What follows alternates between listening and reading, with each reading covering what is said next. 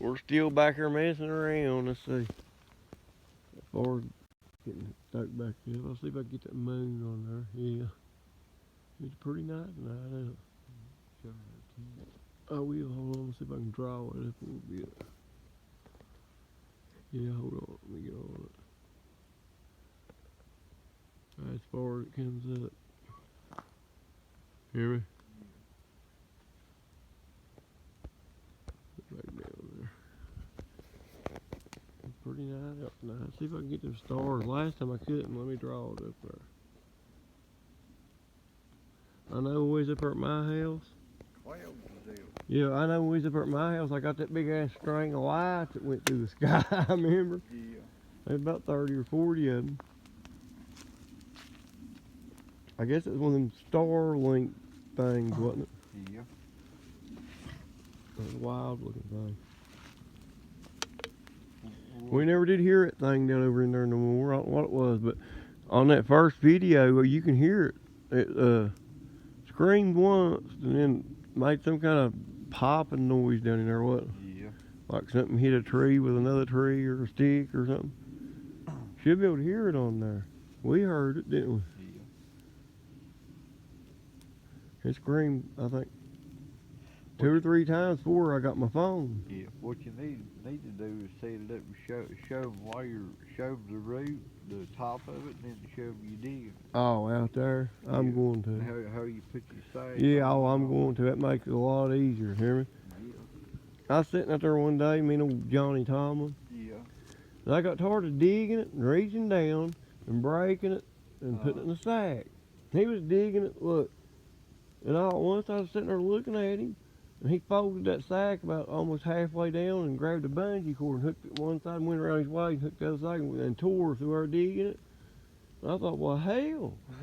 And then I started doing it, and then that's when you really get it. You know, you can dig a lot in a day. And he lives up in Lowell, Massachusetts. His name's Johnny Tomlin. And I liked the hell out of him, didn't you? Hey, yeah, he's a good buddy. Doc, get in the motherfucking car. He'd crawl there all the time. He had the big city accent. Yeah, that old white bulldog he had with him, it'd eat your ass up. He had it in that van, had the door shut. You ever try to get in there with it shut? No, he liked me. Listen, he put, Jake got so mad, listen. We went there to sell roots one day, and he had a little white bulldog in there I'm talking about. Jake came out there, and he was out of the van, had the door shut. So that thing hit them windows when Jake come out there like it was going to kill him. And he jumped, scared him, and grabbed his pistol, son, off his side. I said, I'll shoot that son of a bitch, he said. Johnny said, here, man, you keep me shooting my motherfucking dog. He said. It was wild. They sat there and argued about it for 20 or 30 minutes. But it did act like it was going to slap eat him up, son. Damn. Anybody, if you went, but if it was outside that van, it was all right. I still didn't trust it. Hear me? Right. He'd walk up to you, let you pet it and stuff. Treed squirrels everywhere we went root digging. Yeah. I don't know why, but that thing would tree every squirrel in the mountain. It was a solid white pit bull female, and it was sure protective over him and that van. After it got out of there, it was all right. But I still didn't trust it. But I shot many a squirrel out to it. Oh, yeah? Son, I'm telling you, every time you went, he'd tree them all day long, the whole time you was out there. And then when he got done, he'd stay treed in there, and he'd holler at it. He'd come to him, and we'd go on out there. He had it trained good. And when old Frank, his brother, remember they got down there somewhere, one of the mines, stole some copper or something, had juice on it and blowed his arm and leg apart. Oh, yeah, I remember. Frank Tomlin, remember? Yeah. They found him dead up there on the side of the street in Massachusetts, Lowell. Yeah. And that dog was with him. It was? Yeah, and it tried to eat him up, son, when they tried to get over to get him. And they got a hold of it somehow. I don't know if they killed it or what, but they got him out there. Yeah, he died on the street somehow. Old Frankie. Massachusetts. You ever been up there? Nope. I went there one time, man. It's wild.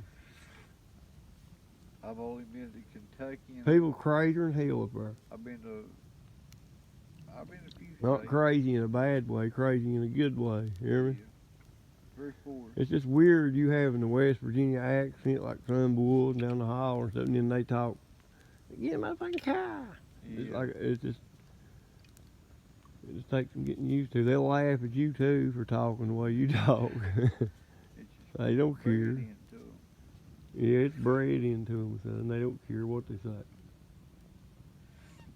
I was born and raised in West Virginia. If they don't like it, they can kiss my ass. Yeah.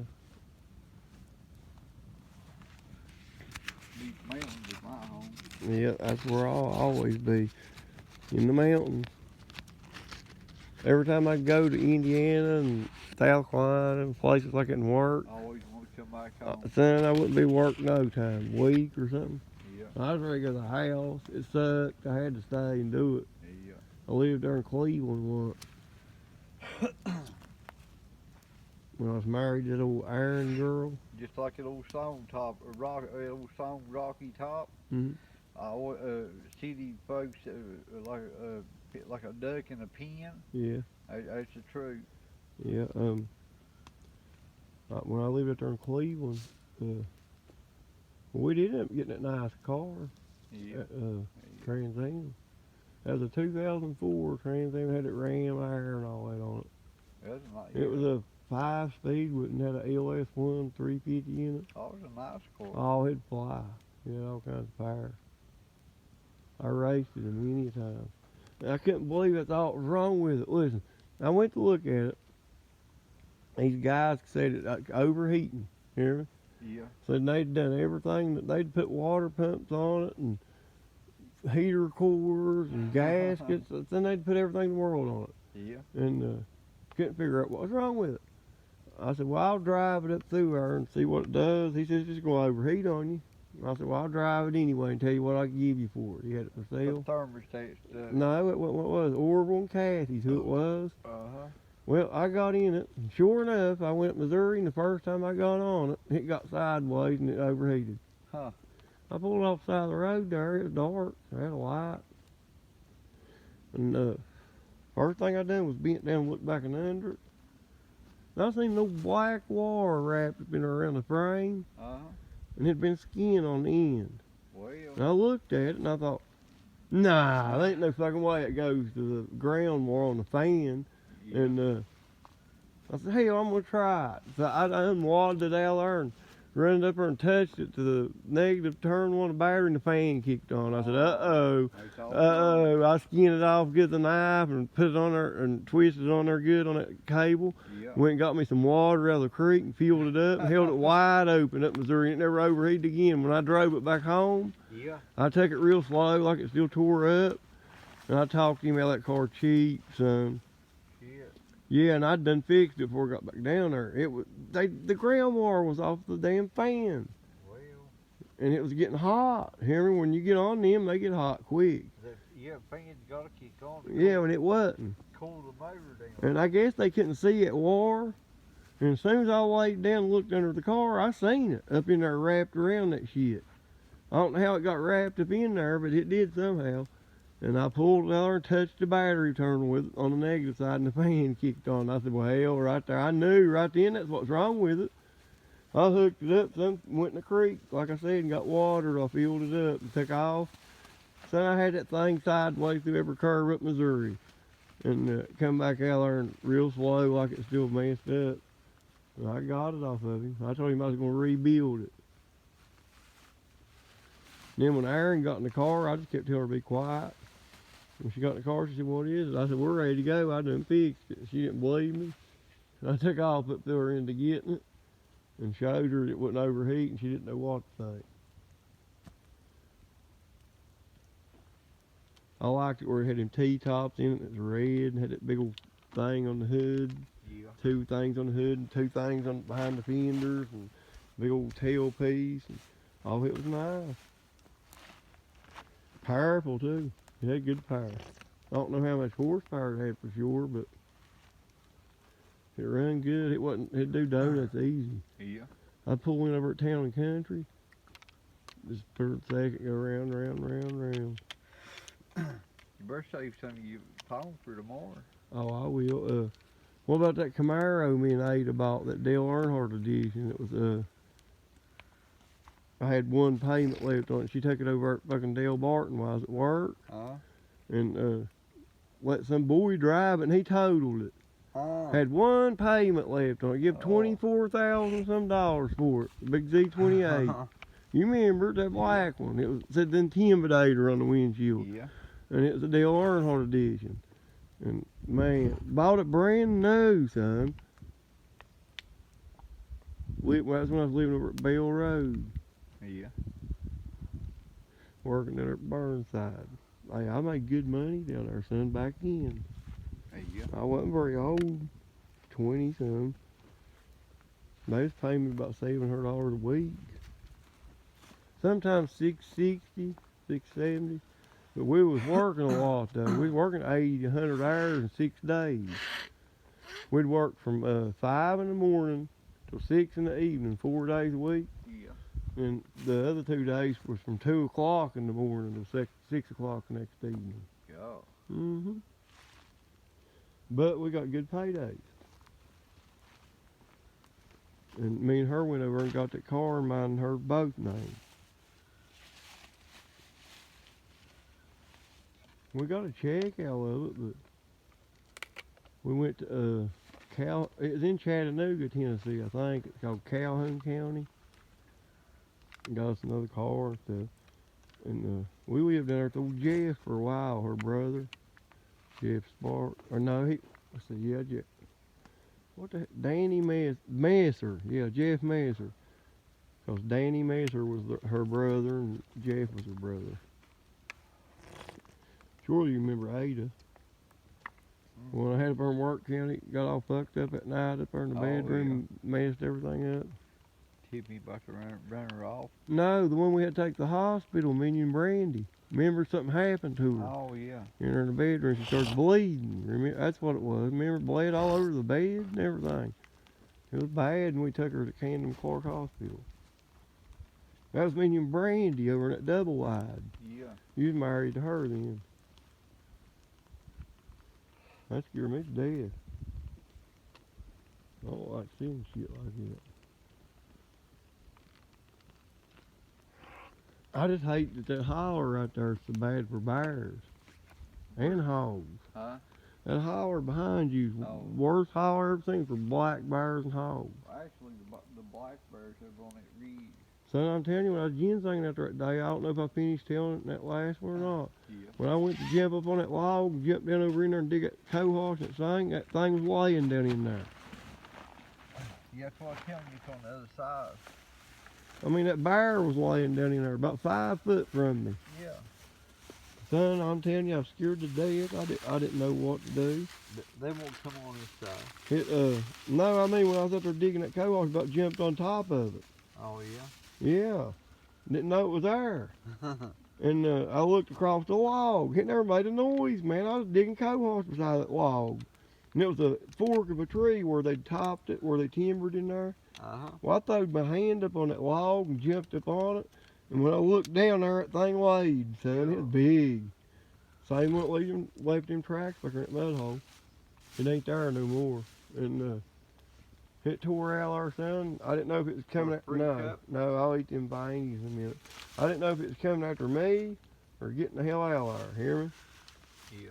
But I know one thing. I scared. Bangy? Yeah, I know one thing. I scared to death. What kind are they? Regular? Yeah. Good. Scared the shit out of me, son. And them ones out there in Crooked Creek. They were some barbecue stuff. Yeah. I was out there in Crooked Creek digging yellow root. Yeah. And I was standing there, and you can see that main trucking road down in there, that main Gaswell road. And I was on the haul road down on my knees digging there. Well, there's a guy come up through, a little boy on a four-wheeler. Yeah, there's a guy come up through. Let me have it. Yeah, let me have it. There's a guy come up through, a little boy on a four-wheeler. Squirrel hunting, here. Yeah. And he seen one down there, and he jumped off and shot it. Bow. Well, son, I heard something tear up a hill where I was at. And looked, and it was 3 cubs and a mommy bear. I thought, oh, Lord, I hope they don't come this road. You know what I mean? I will. I said, I hope they don't come this road. Well, they did. And I climbed a tree. I had a 22 with me, but it only shot 6 times.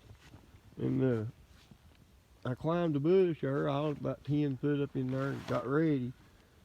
I thought they was going to run. You know, she ran right through her where I was on my knees. Dang. And took them cubs at her and put them up a tree and turned around and come straight back here and was looking for me.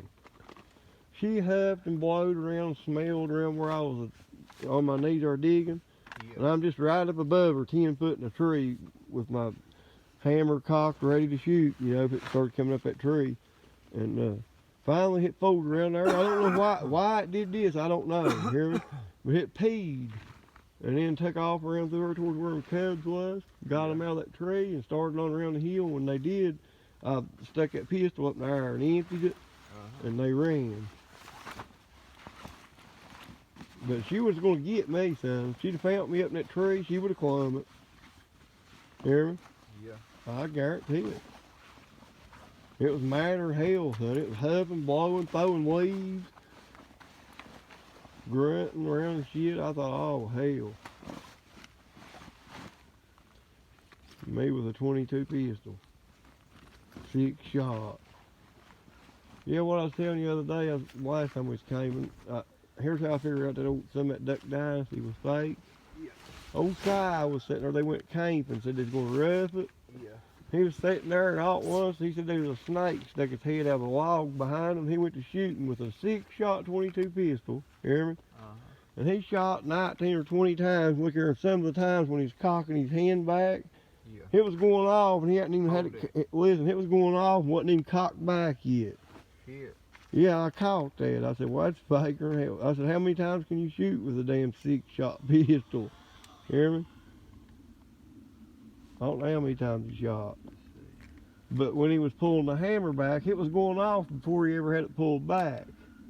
Yeah. Anybody can get on there and see it. I think it's that one there. What? Blow it, beat it up. It ain't low, is it? Well, I want to make sure it's hard. Is it that one or? I wouldn't get it real hard. I want a harder than that. You sure? Lay down on it and see. Touch the ground. Well, yeah. Blow it back up there. Ain't nothing interesting going on for now. Let's see. There's our tent. There's my tent light on there. Here's his. Might as well turn this off for now. Park the 4-wheelers up there. See. Yeah, it's got bright on it. Show me a light here. Park him out there. I'm gonna cut this video off for now here. We maybe see something interesting. Later.